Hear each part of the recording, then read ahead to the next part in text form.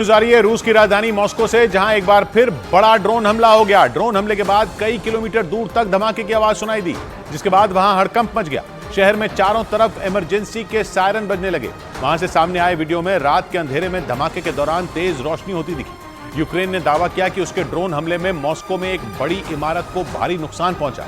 ये ड्रोन जिस इमारत से टकराया वो रूस के राष्ट्रपति भवन से महज 5 किलोमीटर दूर मौजूद है और इसीलिए रूस ने इसे आतंकवादी घटना बताते हुए क्रेमलिन पर किया गया बड़ा हमला बता दिया। हालांकि रूस की तरफ से यह दावा किया गया कि मॉस्को के ऊपर से उड़ रहे यूक्रेन के ड्रोन को उनकी एयर डिफेंस सिस्टम ने मार गिराया।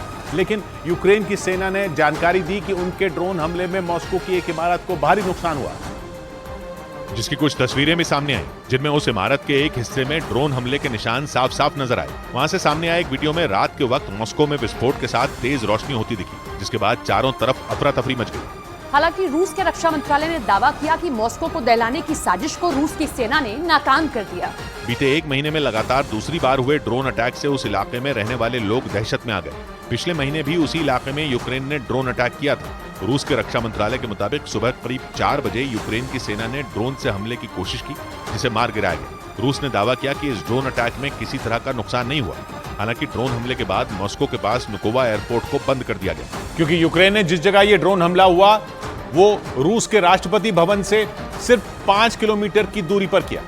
इसलिए रूस की सेना ने पूरे मॉस्को की सुरक्षा बढ़ा दी। ड्रोन हमले के बाद मॉस्को में इमरजेंसी सायरन बजने लगे और दमकल विभाग के जवान उस बिल्डिंग के ऊपरी हिस्से पर जाते दिखे जहां यूक्रेनी ड्रोन टकराया था। रूस के रक्षा मंत्रालय ने इस ड्रोन हमले को यूक्रेन की तरफ से किया गया आतंकी हमला बताया और दावा किया कि ज़ेलेंस्की की सेना ने क्रेमलिन को निशाना बनाकर ही ये ड्रोन अटैक किया था। लेकिन रूस के राष्ट्रपति भवन से 5 किलोमीटर दूर वहां के एयर डिफेंस सिस्टम ने उसे मार गिराया, जिसका मलबा इमारत से जा टकराया, जिसकी हालत देखकर समझा जा सकता है कि अगर वो ड्रोन क्रेमलिन से टकराता तो अंजाम क्या होता। इससे पहले इसी साल मई महीने में भी क्रेमलिन पर 2 ड्रोन के जरिए अटैक किया गया था। हालांकि रूस की सेना ने दोनों को मार गिराया था, लेकिन एक बार फिर रूस के एयर डिफेंस सिस्टम को चकमा देकर यूक्रेन का ड्रोन क्रेमलिन के बेहद नजदीक पहुंच गया।